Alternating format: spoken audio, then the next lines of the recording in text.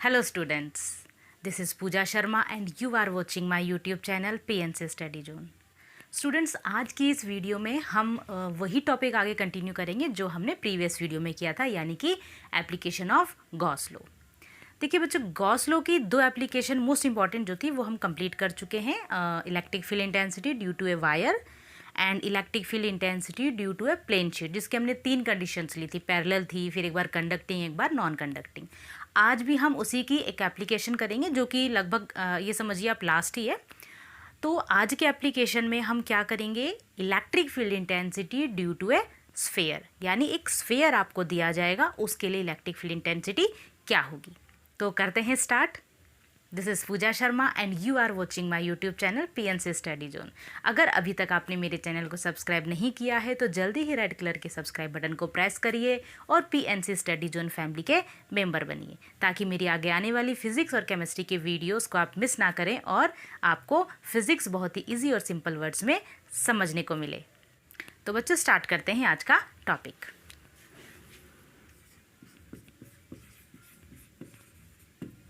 Electric field intensity due to a charged sphere. आपको एक sphere दिया जा रहा है, वो भी कैसा स्फेयर, चार्ज्ड, यानी उसको चार्ज दिया गया है, उसके कारण इंटेंसिटी कितनी होगी।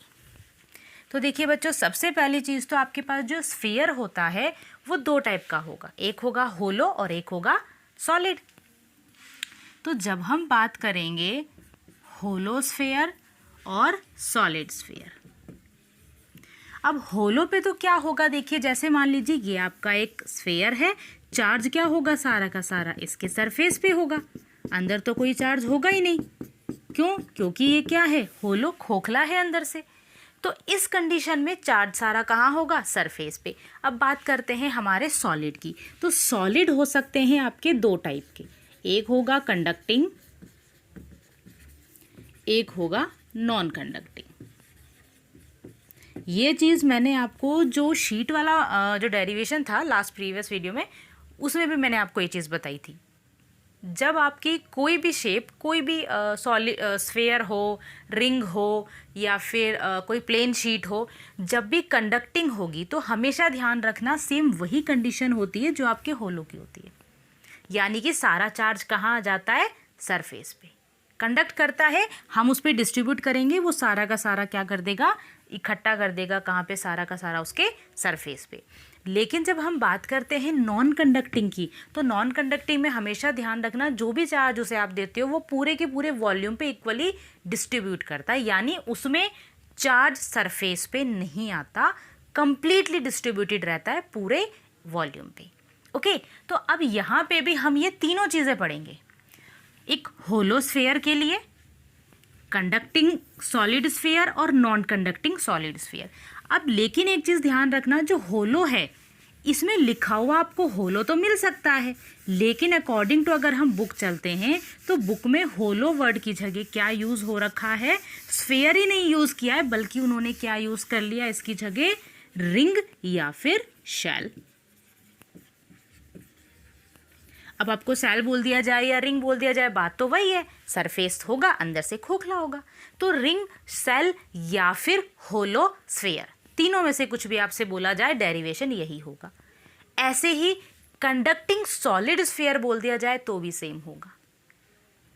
खैर, कंडक्टिंग वाला मैं आपको जस्ट बता दूंगी बाद में थोड़ी देर बाद, क्योंकि होना सेम वही है, उसमें कोई डिफरेंस नहीं है, बिल्कुल यही कंडीशन चलेगी। क्योंकि जब आप डायग्राम बनाओगे तो कंडक्टिंग सॉलिड का और रिंग या शेल इसका सेम डायग्राम बनेगा और डेरिवेशन बिल्कुल सेम होगा। तो हम ऐसा करते हैं, इनका एक साथ करते हैं और बाद में करेंगे हम नॉन कंडक्टिंग का।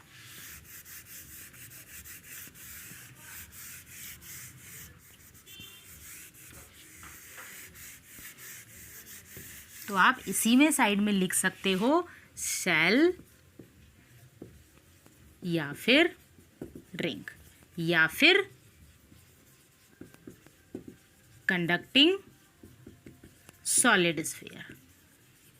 इनमें से कुछ भी आपको बोला जाए आपका डेरिवेशन सेम वही रहेगा जो अब हम करेंगे। तो सबसे पहले हम डायग्राम बनाते हैं, डायग्राम भी सबका सेम होगा। देखिए मान लीजिए यह है हमारी वो रिंग, सेल, स्फेयर, जो भी समझो आप। चार्ज कहाँ होगा सारा इसके सरफेस पे, तो हमने एज्यूम कर लिया वो चार्ज पॉजिटिव चार्ज। आप नेगेटिव भी कर सकते हो, कुछ फ़र्क नहीं पड़ेगा, बस आपके इलेक्ट्रिक फील्ड की जो डायरेक्शन है वो अपोजिट हो जाएगी। इसमें कहाँ होगी आउटवर्ड, उसमें हो जाएगी इनवर्ड। तो सबसे पहले हम इसका ये सेंटर ले लेते हैं और मान लीजिए इसकी रेडियस कैपिटल आर है, ठीक है। और मान लीजिए ये हमारा कोई पॉइंट है जिस पे हमें क्या करना है, कैलकुलेट करना है इलेक्ट्रिक फील्ड इंटेंसिटी की वैल्यू को। तो यहाँ पे इस पॉइंट पे अगर हम इलेक्ट्रिक फील्ड की डायरेक्शन देखेंगे तो वो कैसी होगी, आउटवर्ड, बाहर की तरफ, क्योंकि पॉजिटिव चार्ज है। अब बात करते हैं एरिया वेक्टर, क्योंकि हमें गॉस लॉ लगाने के लिए क्या चाहिए, ई डॉट डी ए, यही होता है आपका गॉस लॉ के अकॉर्डिंग फाई की वैल्यू, ठीक है। अब यहाँ पे क्या है, ई चाहिए और डी ए चाहिए। ई हमें मिल चुका है, डी ए यानी एरिया वेक्टर, इसकी वैल्यू और इसकी डायरेक्शन की बात और करते हैं। तो देखिए ये चीज़ भी बहुत पहले मैंने आपको बता दी कि जो एरिया वेक्टर होता है वो हमेशा जो सरफेस आप लेते हो उसके परपेंडिकुलर होता है। तो मान लीजिए ये सरफेस आपने लिया, इतना पोर्शन कंप्लीट में ये ले लो, कहीं भी ले लो आप इस चीज़ को, तो एरिया वेक्टर की डायरेक्शन कैसी होगी, ये एरिया ऐसे है, सरफेस ऐसे है, तो इसके परपेंडिकुलर, इसका मतलब डी ए की डायरेक्शन भी ई की डायरेक्शन की तरह ही होगी। ये डायरेक्शंस हो गई। और मान लीजिए जो पी पॉइंट आपने लिया है जिसके लिए आप कैलकुलेट करना चाहते हो इलेक्ट्रिक फील्ड इंटेंसिटी, उसकी डिस्टेंस सेंटर से आप आर मान लीजिए, स्मॉल आर। अब ये लगाने के लिए हमें क्या करना पड़ेगा, गॉसियन सरफेस क्लोज करना पड़ेगा इसको। तो इस पी पॉइंट को लेते हुए, ये पी पॉइंट है मान लीजिए, ये मैंने इसको क्लोज कर दिया।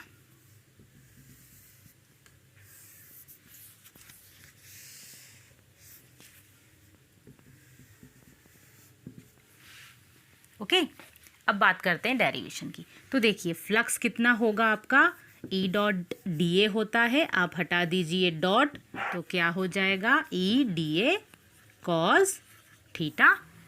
थीटा किन के बीच का, ई और डी ए के बीच का, कितना होगा 0 डिग्री।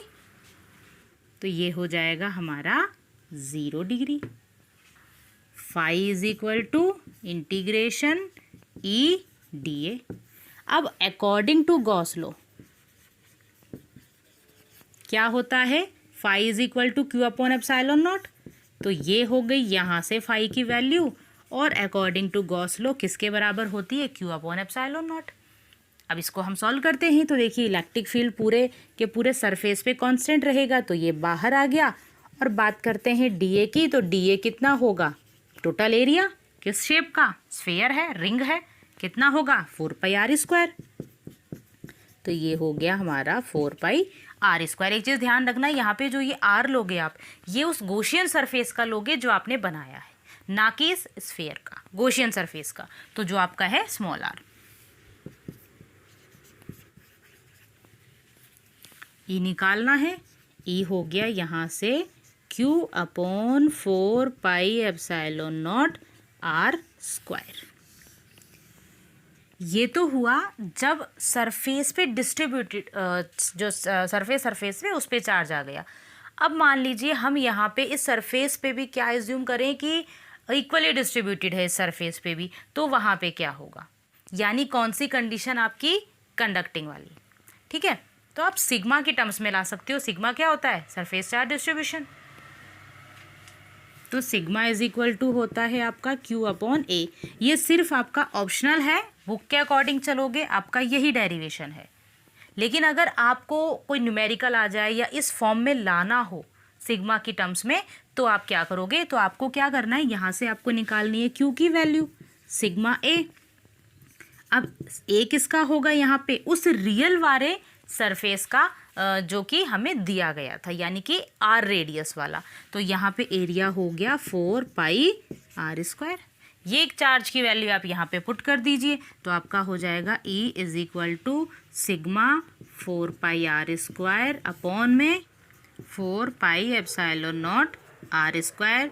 4 पाई से 4 पाई आपका कैंसिल हो गया, तो आपके पास ई आ गया sigma R square upon epsilon naught R square. ये भी इलेक्ट्रिक फील्ड हो सकता है। ठीक है, तो अब हम बात करते हैं, ये तो कहाँ करा था हमने, इस सरफेस के बाहर।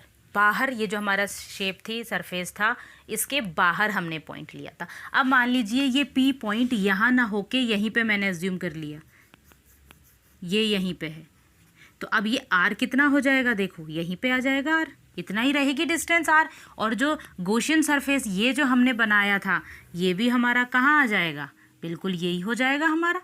गॉसियन सरफेस भी वही हो जाएगा जो ये रियल सरफेस है। इस कंडीशन में क्या होगा, तो पहले आप इसे नोट कर लीजिए, मैं बताती हूँ, देखिए क्या होगा। करें, स्क्रीनशॉट ले लीजिए। अब देखिए क्या होगा इस कंडीशन में, आपका जो एक्सप्रेशन आ चुका है उसी में सीधे सीधे आपने क्या करना है, आर की वैल्यू चेंज कर देनी है। बस जो स्मॉल आर है, जो डिस्टेंस है, उसकी वैल्यू चेंज करनी है।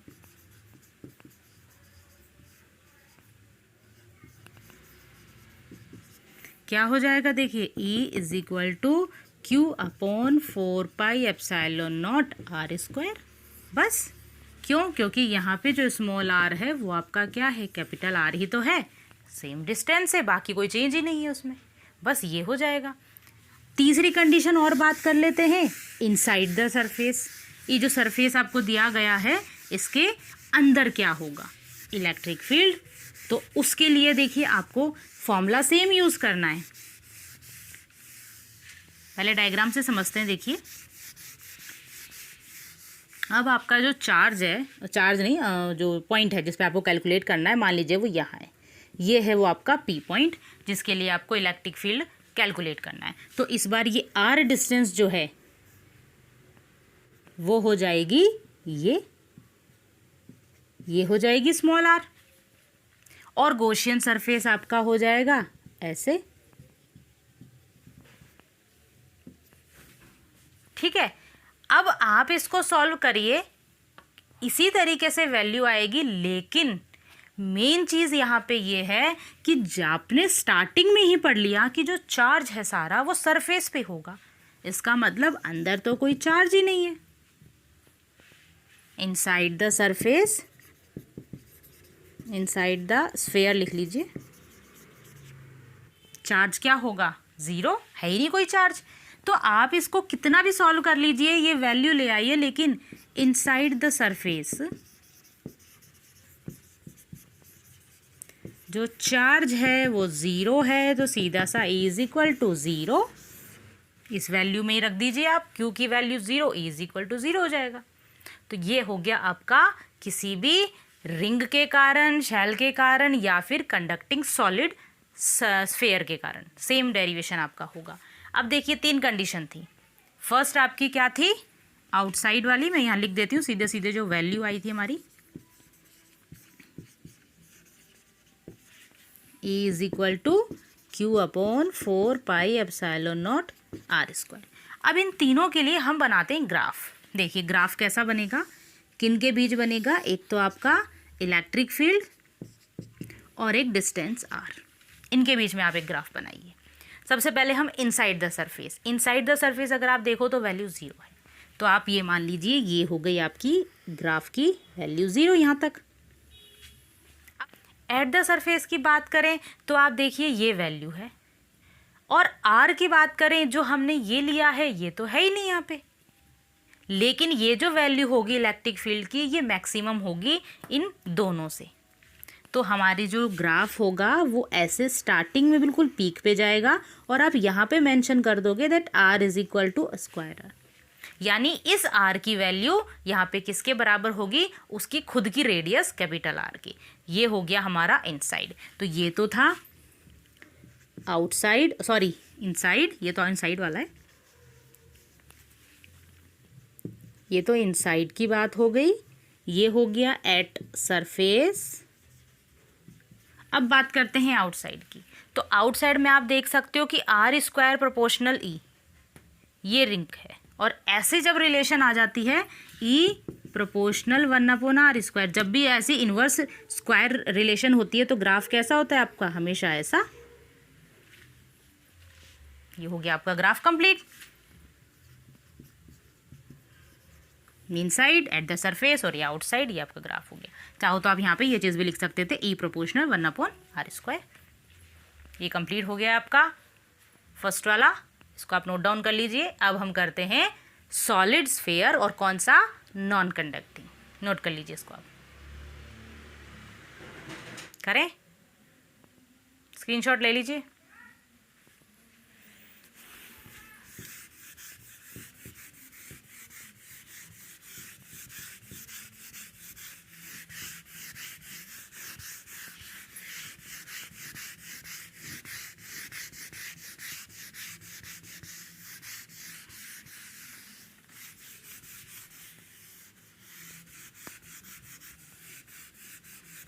इस बार हेडिंग हमारी क्या हो जाएगी, यहाँ पे चार्ज स्फीयर की जगह आ जाएगा नॉन कंडक्टिंग सॉलिड स्फीयर।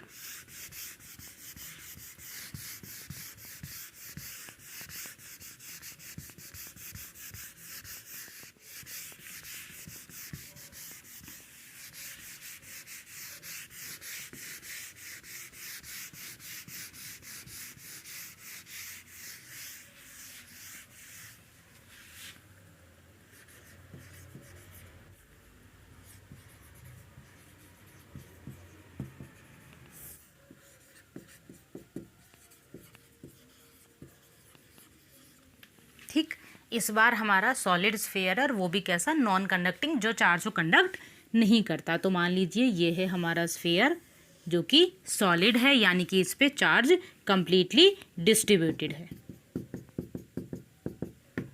ठीक है, और कैसा है, नॉन कंडक्टिंग, जो कंडक्ट भी नहीं करता अपने अंदर से। तो अगेन हम इसमें पहले तो बाहर ही एक पॉइंट ले लेंगे, कोई भी पी। डायरेक्शन की बात करें इलेक्ट्रिक फील्ड की, सेम वही बाहर की तरफ होगी क्योंकि पॉजिटिव चार्ज है। ये सेंटर मान लीजिए, रेडियस कैपिटल R मान लीजिए, और ये जो डिस्टेंस है ये बिल्कुल वैसे ही हम स्मॉल r ले लेते हैं। ठीक है, फिर से हमें गॉसियन सरफेस बनाना होगा। तो ये हमारा मान लीजिए गॉसियन सरफेस हो गया। ठीक है, अब इसके लिए गॉस लॉ लगाएंगे। तो फाई इज इक्वल टू क्या होता है, integration E.dA is equal to Q/ε0। दोनों ही वैल्यू होती है फाई की। E.dA की बात करें, डॉट हटेगा, कॉस थीटा आएगा। थीटा बात करें, E और DA के बीच का एंगल होता है। E की डायरेक्शन हमने ले ली, DA की डायरेक्शन फिर से वही कॉन्सेप्ट लगेगा, और DA की डायरेक्शन सेम इधर ही होगी, सरफेस के परपेंडिकुलर। ये हमारा सरफेस होगा इसके परपेंडिकुलर। तो हमारा EDA cos 0 is equal to Q/ε0। E constant बाहर आ गया, cos 0 1 हो जाएगा, integration DA is equal to Q/ε0। Integration DA, total area, area कितना होगा इस पूरे का, अगेन 4πr²। तो E 4πr² Q/ε0। E is equal to Q/4πε0r²। कुछ भी डिफरेंस नहीं है, जो इससे पहले वाले डेरिवेशन में आया था सेम वही है, आउटसाइड द सरफेस।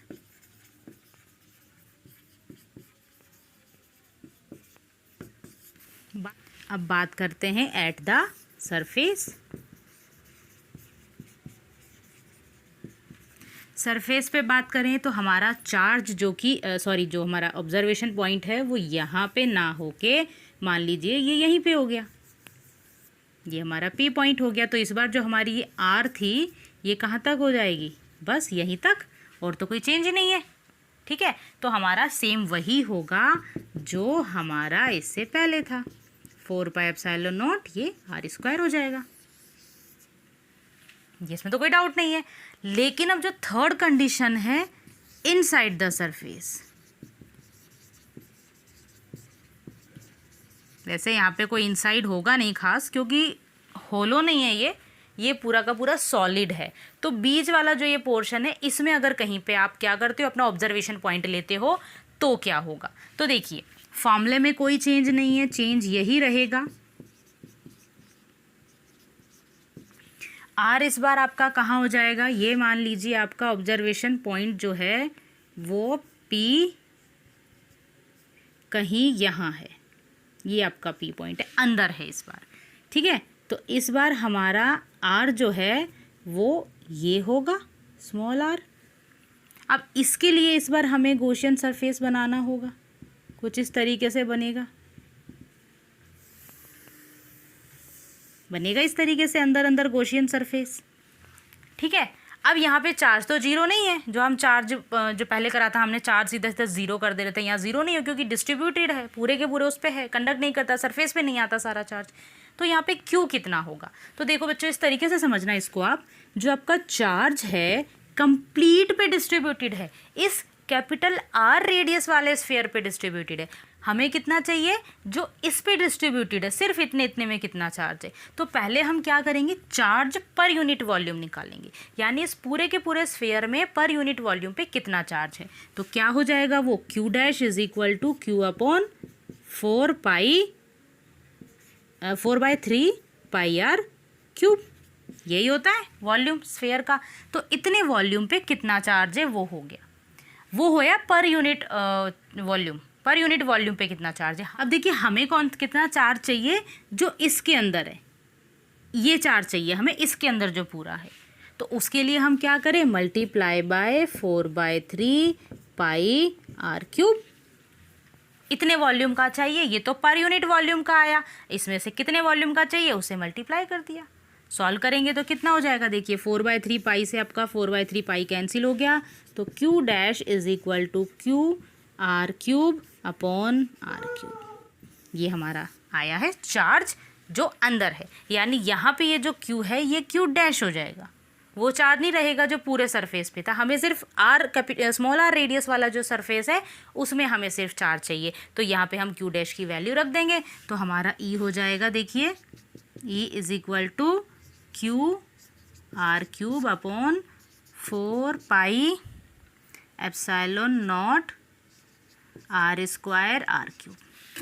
ये तो हमारा है यहाँ से, और ये 4 pi epsilon naught R square as it is है, इसमें आर स्क्वायर से ये आपका कैंसिल हो जाएगा, तो आपका ई हो गया Q R upon 4 pi epsilon naught R cube.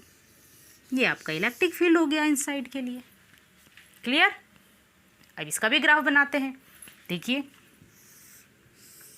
ये हमारी रेडियस, ये हमारा इलेक्ट्रिक फील्ड। सबसे पहले हम बात करते हैं इनसाइड द सरफेस की। इनसाइड में आप देख सकते हो ई प्रोपोर्शनल आर है, ई प्रोपोर्शनल आर है, तो ग्राफ कैसा जाएगा, ऐसे डायरेक्टली प्रोपोर्शनल के लिए।